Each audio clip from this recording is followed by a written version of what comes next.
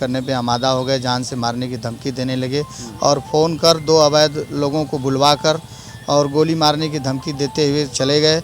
आप इतने जो है सक्षम हैं, क्यों अपराध बढ़ रहे हैं भाई? ये थाने पर क्यों एसीपीसी की यहाँ लाइन लगी हुई है? चलिए अभी मैं आपको दिखाएं, यहाँ मेला लगा हुआ है। रोज सुबह 10 बजे से लेकर के 4 बजे तक यहाँ मेला लगा हुआ है। क्या थाने वाले कर रहे हैं? थाने क्या कर रहे हैं भाई? पुलिस विभाग क्या कर रहा है? एसएचओ क्या कर रहा है? दीवान क्या कर रहा है वहाँ पर? अच्छा सर, ये बताइए हाँ, कि जो काम थाने पे ही खत्म कर देना चाहिए यहाँ पर आ रहे हैं। जो थाने पर काम होना चाहिए, जो काम एक दरोगा के स्तर का है, सिपाही के स्तर का है, वो काम यहाँ पर आ रहा है। इसका मतलब उन लोगों को इससे मतलब नहीं है, पैसा आना चाहिए। कितना पैसा मैं कमा लूँ? एक एक थाने के जिम्मे 1-1 करोड़ रुपया, 50-50 लाख रुपया ये सौंपा गया है। इन लोगों को इससे नहीं मतलब है। दे दीजिए। मैं ऋषिकेश कुमार, सन ऑफ स्वर्गीय राम लखन, निवासी ग्राम और पोस्ट धौरहरा, थाना चौबेपुर, जिला वाराणसी का दलित समाज का रहने वाला हूँ। क्या मामला था जो कि आज कमिश्नर साहब के यहाँ आए हैं? सर, मेरे ही गांव के सुभाष यादव, साना भुल्लन यादव और मोहल्ला भोगलापुर के रहने वाले हैं। सर 14 तारीख को मेरे घर में रात को घुस गए और पकड़ने पे जो है मारपीट करने पे आमादा हो गए, जान से मारने की धमकी देने लगे और फ़ोन कर 2 अवैध लोगों को बुलवा कर और गोली मारने की धमकी देते हुए चले गए। मैं 112 नंबर पे सूचना दिया। इसके बाद मैं थाना अध्यक्ष महोदय को लिखित प्रार्थना पत्र दिया, लेकिन अभी तक हमारा FIR दर्ज नहीं हुआ। कल मैं जॉइंट CP साहब को भी मैं प्रार्थना पत्र दिया और CO साहब को संबोधित किए, लेकिन कल ही रात को 11 बजे फिर 2 लड़कों को लेके मेरे घर के इर्द गिर्द घूम रहे हैं। मुझे आशंका है कि मुझे जान से मार देंगे और मेरे जान माल की सुरक्षा ये प्रशासन की जिम्मेदारी होगी और मेरी सुनवाई नहीं हो रही है, मेरा FIR दर्ज नहीं हो रहा है। हम चाहते हैं कि मेरा FIR दर्ज हो सर और मेरी जान माल की सुरक्षा हो। जी सर, आप तो अधिवक्ता हैं, उनको आखिर के न्याय कैसे मिलेगा, कब मिलेगा? मैं सुरेंद्र कुमार एडवोकेट, ये परसों मेरे पास आए और इन्होंने कहा कि इस तरह की जो घटना मेरे साथ हुई है, मैं थाने पे जा के थक गया हूँ, मेरी सुनवाई नहीं हो रही है। यशो रोज़ बुलाता है लेकिन कोई कार्रवाई नहीं करता। तो मैंने कहा आइए मैं SCP साहब से, कमिश्नर साहब से मिलता हूँ, देखता हूँ अगर FIR हो जाता है तो। मामला ये है सर कि ये SCP साहब के यहाँ भी जा चुके, यशो साहब के यहाँ भी जा चुके। आज जब कमिश्नर साहब से हम लोग मिल के निकले तो कमिश्नर साहब कहे कि मैं SCP साहब को जांच में लिखता हूँ, अभी जांच होगी। यशो साहब ने क्या किया उसका कोई मतलब नहीं, अभी जांच होगी। जांच का मतलब कि फिर वही रद्दी के पन्ने में। इस सरकार में यशो कमिश्नर की बात नहीं मान रहा, जबकि उच्च अधिकारी है, और कमिश्नर के आदेश का पालन भी नहीं करा। अगर कमिश्नर FIR के लिए लिख दे रहे हैं तो थाने पे FIR नहीं हो रहा। ये सरकार चल रही है। जिस तरह से प्रदेश में दलितों के साथ अत्याचार हो रहा है, गरीबों के साथ अत्याचार हो रहा है और सरकार निरंकुश है। अब इनके साथ जिस तरह की घटना हुई है, ये चक्कर काट रहे थाना चौकी कमिश्नर, लेकिन FIR नहीं हुआ। कल कोई घटना इनके साथ घट जाती है तो उसका जिम्मेदार कौन होगा? इसके बाद तो सारे महकमा पुलिस इकट्ठा होगा, थाने के किसी एक सिपाही को लाइन हाजिर कर देगा, सारा काम रफा दफा हो गया। प्रशासन का यही काम है। फिर सारे महकमे एक तरफ इकट्ठा होंगे, किसी और को अगर ज़्यादा प्रेशर होगा तो उसको सस्पेंड कर देंगे। लेकिन यहाँ तो घटना निरंतर जो घट रही है, हम सवाल उस पर उठा रहे हैं कि जब ये थाना या चौकी कमिश्नर के दौड़ रहे हैं तो प्रशासन उसको संज्ञान में क्यों नहीं ले रही? थाना किस लिए बना है? थाना इसलिए बना है कि पीड़ित को न्याय मिले, और हम थाने पे जा के थक जा रहे हैं, ये सुन नहीं रहा। तो आखिर यशो साहब आखिर कैसे सुने? इनको क्या मंत्र दिया जाए कि वो सुन ले इनकी बात? थाने पर मंत्र मान लिफाफा है, लिफाफा ही मंत्र है वहाँ। अगर आपके पास लिफाफा तो नंबर 1 मंत्र, बड़ा लिफाफा तो सबसे अच्छा मंत्र। यशो के पास पहुँचा आपका काम होगा। और जो वहाँ और निचले स्तर का सिपाही है, वो लिफाफा पहले कहेगा कि साहब को कितना है आप दे देंगे, आपका FIR हो जाएगा। सरकार में केवल लिफाफा चल रहा है। देख रहे हैं अभी ना, जेलर का देखें ना, अभी बनारस जेलर की जो कंडीशन रही है, तो इस तरह से दलितों के ऊपर जिस तरह का अपराध हो रहा है और सरकार निरंकुश बैठी है, तो मान लिया कि सरकार फेल है। सरकार गुंडे माफियाओं की सरकार है। जितने माफिया प्रदेश में है वो सरकार में बैठे हैं। जितने माफिया प्रदेश में है वो सरकार में बैठे, चाहे सांसद हो, चाहे विधायक हो, चाहे 100-100 गाड़ियां का काफिला चलता हो रोडों पे। गरीब का तो हवा उड़ जाएगी यार। ये बताओ, जब माफिया चलते हैं तो गरीब बाहर दूर से देखता, अरे फलाने जा रहे हैं भैया, तो जब उनके ऊपर अत्याचार होगा तो न्याय कहाँ मिलेगा? थाना चौकी तो वो चला रहे हैं। एक जगह बैठ के पूरा एसपी, डीएम, कमिश्नर का कार्यालय गुंडे माफिया चला रहे, सरकार में न्याय मिलना मुश्किल है। मैं मिल के आऊँ लेकिन मुश्किल है, मुझे न्याय नहीं मिलना है यहाँ पे। तो अब क्या करेंगे? अब हम अदालत का दरवाजा खटखटाएंगे। अगर न्याय नहीं मिलता तो हम अदालत का, अंतिम दरवाजा अदालत का है, फिर हम अदालत का दरवाजा खटखटाएंगे। इसी उम्मीद के साथ आज अंतिम बार मिलने आए हैं कि अगर किसी तरह घटना दुर्घटना होती तो मैं सीधे वहाँ के एसओ को पार्टी बना करके और सारा मुकदमा उसी एसओ के ऊपर ठोकूंगा। हो जाए तो इसका जिम्मेदार कौन होगा? मैं तो सीधे सीधे शासन और प्रशासन के जिम्मेदार मानूंगा अगर इस तरह की घटना दुर्घटना होती है तो मैं चाहूँगा कि सरकार इस पर कड़ा कदम उठाए।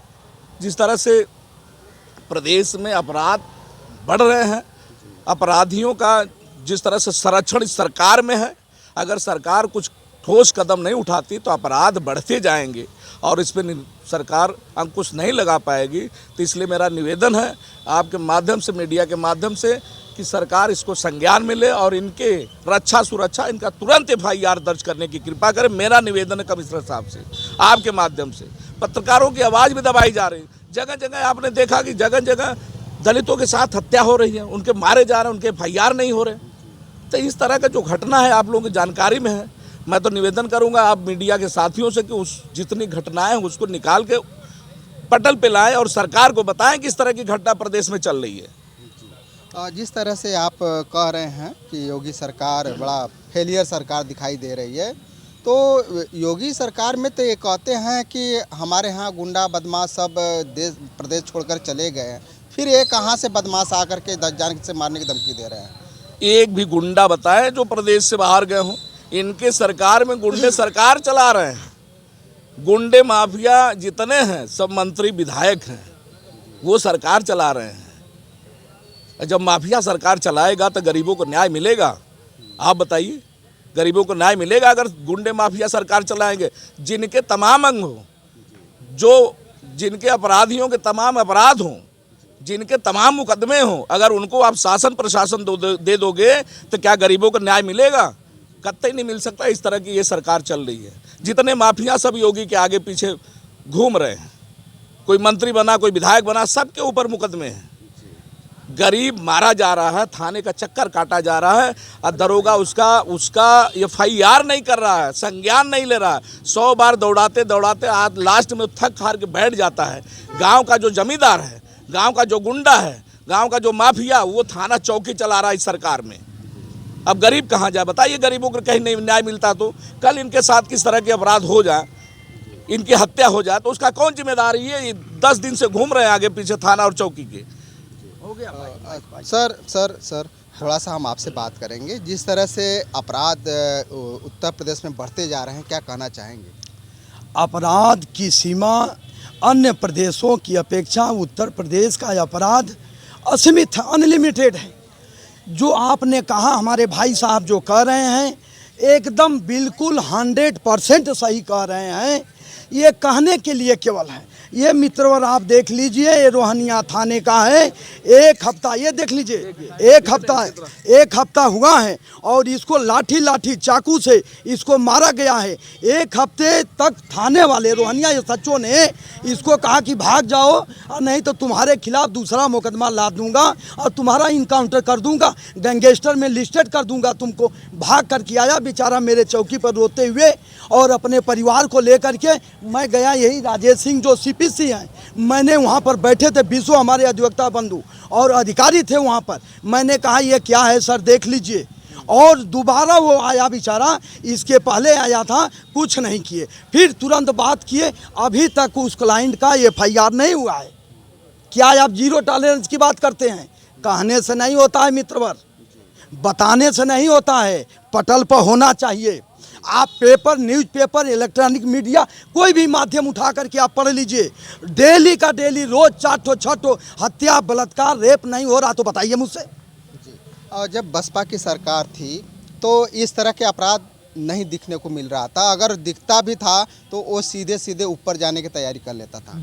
बसपा की सरकार हो, चाहे सपा की सरकार हो, चाहे अन्य कोई गठबंधन की सरकारें रही हो, इनसे बेटर रही हैं, इनसे बेटर रही हैं।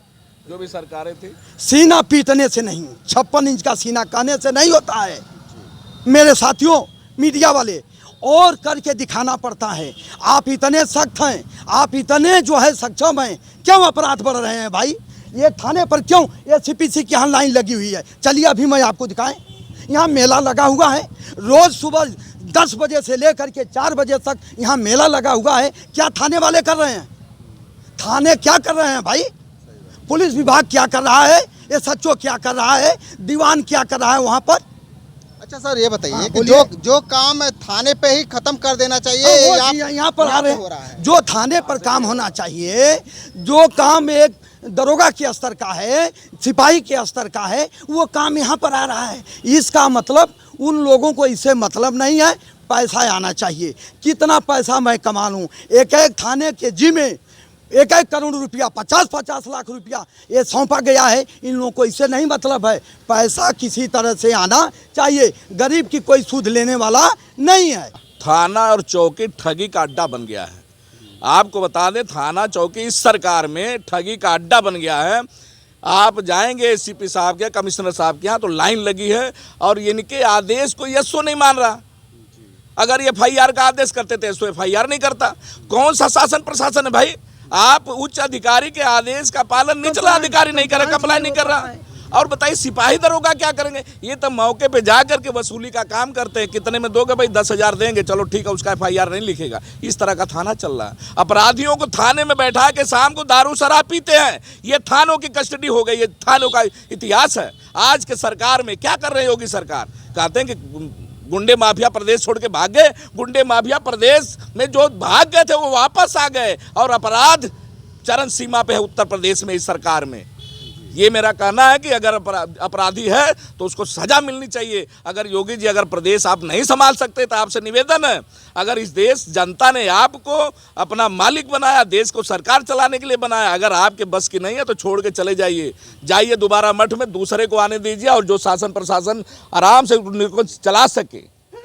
और जिस तरह से कहा जाता है कि ये नरेंद्र मोदी जी का ये सांसदीय क्षेत्र है, जी, इसमें कोई शक नहीं है, लेकिन इनके सांसदीय क्षेत्र में ऐसी ऐसी घटनाएं हो जा रही हैं, क्या उन लोगों को पता नहीं हो पा रहा है क्या? यह संसदीय क्षेत्र माननीय नरेंद्र मोदी जी का है। आदरणीय हमारे प्रधानमंत्री जी हैं, कहने को विश्वगुरु जी कहते हैं। यही बनारस में अंतिम बार आए थे। इसके बाद यहीं पर जो है, यही बनारस वाले ने इनके ऊपर चप्पल की बारिश किए थे, चप्पलों की बारिश हुई थी, जूते की बारिश हुई थी। अब क्या कहेंगे? अब ज़्यादा बोलेंगे, खोजेंगे कौन सा अधिवक्ता है, कौन सा ये भाई बोल रहा है मीडिया में इतना खुल करके, इसको पकड़ो, इसकी जांच कराओ, कहाँ से है, क्या है। इनका ये हथकंडा है, लेकिन इस हथकंडे से कोई डरने वाला नहीं है। जब अंग्रेज भाग गए हमारे यहाँ से, मुगल भाग गए हमारे यहाँ से जो हमारे देश के आक्रांता थे वो हम लोगों को छोड़ के भाग गए। हम लोगों के वीरता पर इनका कोई नहीं। हाथ अंधे के हाथ बटेर लगना किसी तरह से आपने अभी इसके पहले कहीं प्रोग्राम में गए थे, इन्होंने कहा कि मैं स्कूल से छोटे छोटे वो जो है वो क्या कहते हैं, वो चाक का कण ले आ करके मैं गिलास में मिट्टी में भिगो करके अपने जूते को पॉलिश करता था। यह बताइए, जिस प्रधानमंत्री ने कहा कि मैं नॉन बायोलॉजिकल हूँ, बारे प्रधानमंत्री क्या, अरे बाप रे बाप, कहने में शर्म आती है। अपने को आप करें नॉन बायोलॉजिकल का मतलब मित्रों होता है कि मैं अपने माँ के गर्भ से जन्म नहीं लिया हूँ। ठीक है, बहुत बहुत धन्यवाद। अगर ये वीडियो आपको अच्छा लगे तो ज़्यादा से ज़्यादा शेयर कीजिए, सब्सक्राइब कीजिए। फिर मिलेंगे नए वीडियो के साथ, तब तक के लिए नमस्कार।